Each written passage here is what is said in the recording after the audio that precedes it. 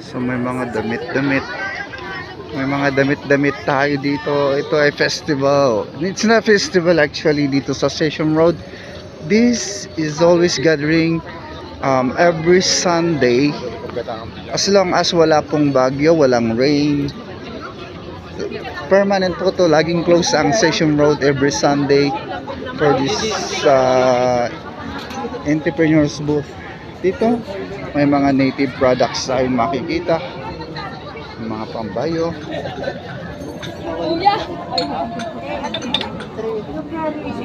Sagmamano kastoy.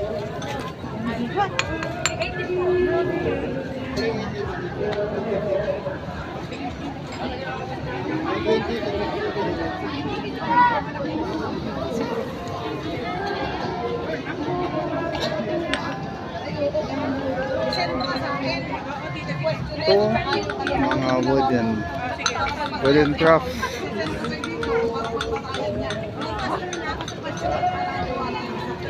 Some fruits